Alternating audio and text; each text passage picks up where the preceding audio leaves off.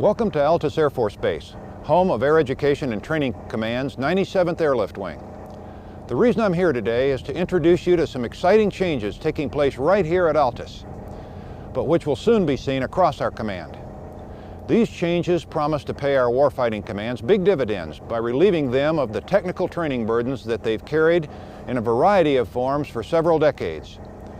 The force drawdown we're undergoing has forced us all to relook at the way we do business, to ensure we're working smart versus just working hard. In the past, we had the luxury of putting large numbers of dollars and personnel against a specific training requirement to get the job done, and we did it very well. Our success was reflected in our service's performance during Desert Shield and Storm, and today shows through in our ongoing humanitarian deployments around the globe. However, to maintain the operational tempo it seems the future will demand, we've got to ensure that every part of our manpower and resource equation is optimized. Toward that end, let's take a few moments to show you where our Air Force's tech training has been and where it's going as we flow new 3-level apprentices out of the training wings, ready to perform in more than 200 specialties. Today, we'll illustrate by focusing on the C-141 crew chief. This is Airman Josh Wilson, who graduated from our C-141 crew chief course in May of last year and is now busily engaged in task certification and C-141 sortie production right here at Altus. Airman Wilson's training took place at Shepherd Air Force Base in Texas, but only consisted of 5 weeks of maintenance fundamentals, only 11 days of knowledge-only C-141 academics, and a 1-day field trip right here to Altus to show him the airplane he'd be working on, a 1-day field trip. Airman Wilson was awarded his 3-level AFSC following his training at Shepherd, and then came to Altus, his first operational duty assignment. Now, unfortunately, this approach to training left Airman Wilson and thousands like him in every AFSC unprepared for his job and with the requirement for additional training immediately after he arrived here on station. He had little, if any, exposure to the equipment he was going to operate and maintain. Now let me introduce you to 15 folks here at Altus who are devoting their time to topping off Airman Wilson's apprentice skills. These include 5 from the existing field training detachment, 6 from the maintenance training flight, and 4 first-line supervisors who will be intimately involved in bringing him up to the required performance levels. I like to call this group of 15 individuals our Air Force safety net. This net refers back to my earlier comments about our approach to getting the job done, regardless of the costs, even if it meant crossing over the line between operations and training. Now, please don't misunderstand me. I'm not knocking the products of this process. Our Air Force record shows we've produced some top-notch people. It's just that over several decades, we've developed a philosophy of the training command only taking their student to a certain very fundamental point, and the customer, the operational wing, finishing what's needed to be done, usually at great expense, as these 15 folks behind me clearly illustrate. And instead of having to spend a big part of their day teaching Airman Wilson and others like him, I'd like to see them out generating effective aircraft sorties. I well remember back when I was an F-15 wing commander. I'd have to devote about a quarter of my time, my energy, and my resources to bring our recent training command graduates, none of whom had ever seen an F-15, up to speed to work on our jets. Today, in Air Combat Command, that process is called the Aircraft Maintenance Qualification Training Program. And for C-141 folks like Airman Wilson, it's the Qualification Training Program. Put more simply, we've built a disjointed multi-owner process which falls short of producing what the warriors really need, and that's a mission-ready technician. For these reasons and more, we've been focusing over the past year on getting the right missions aligned with the right commands. One of the first steps in that journey is being taken with our C-141 Task Certification Program, currently being developed at Shepherd. This program will provide our Air Force mission-ready apprentice C-141 crew chiefs by the fall of '94. On the heels of that, F-16 crew chiefs will soon receive such training at Luke, followed by F-15 maintainers at Tyndall, with more to follow. We're excited about the potential here. I think our first-line supervisors in the field will be too, as folks begin showing up later this year actually task certified, ready and useful the day they walk through the gate.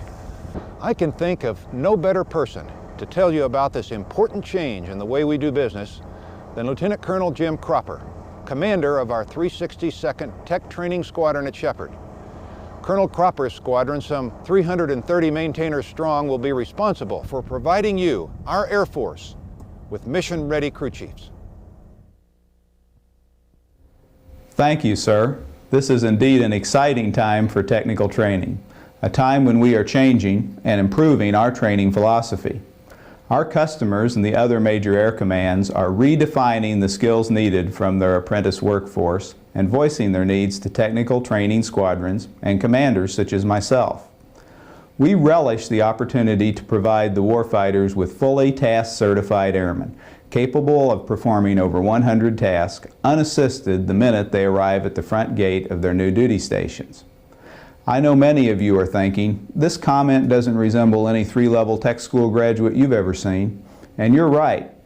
To make this concept a reality, we've worked closely with Air Mobility Command to design the C-141 Mission Ready Crew Chief program. We took the old knowledge-only curriculum Airman Wilson was trained under and scrapped it. Then working with AMC headquarters, along with maintainers from the flight lines at Travis, McGuire, and the Air National Guard Base at Jackson, Mississippi, we developed a totally new course. Under our new program, we will certify 110 specialty training standard tasks by the time our students leave Shepherd, and 9 more at Altus en route to their first permanent duty station.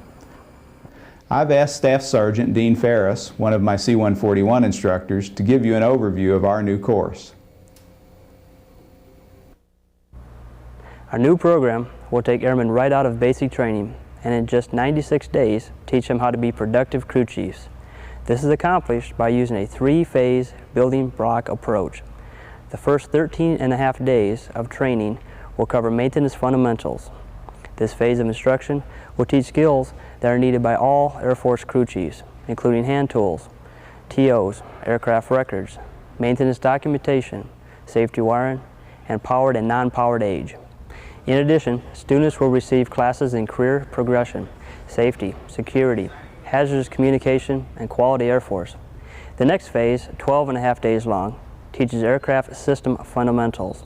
The second phase is designed for crew chiefs who are heading for large aircraft, tankers, bombers, and airlifters. Here, the students will learn the basics of airframes, engines, fuels, electrical and hydraulic systems, landing gear, wheels and brakes, flight controls, and inspections. They will train on actual KC-135 and C-141 aircraft. Training on more than one aircraft produces flexible skills that can be applied to more than just their primary aircraft. Phase 3 is the heart of the mission-ready crew chief concept. It will involve intensive hands-on training on C-141 aircraft and is divided into 2 stages, cold and hot. The cold stage consists of 60 days at Shepherd. Students will be task certified on 110 tasks, ranging from inspecting and operating age, to removing and installing brakes, to servicing the oxygen system, to removing and installing the engine starter. Hot instruction will take place at Altus.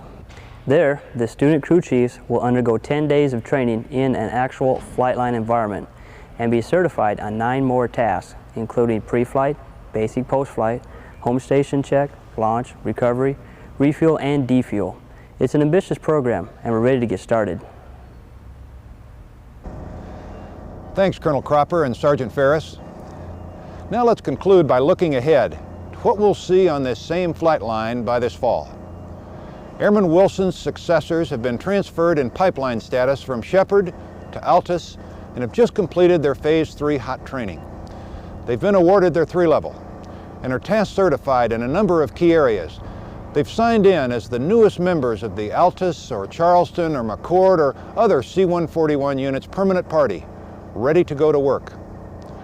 The first of the 2 most startling differences we note comparing the past to now is the vastly reduced safety net required.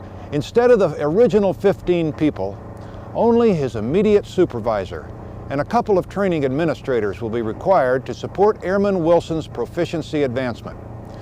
But the second difference, and just as important as the first, will be the product our warfighting customer has every right to expect, and that's a mission-ready technician. The story doesn't stop here. What we've talked about today is not limited to Air Force flight lines. Most, if not all, of our career fields have similar safety nets built in.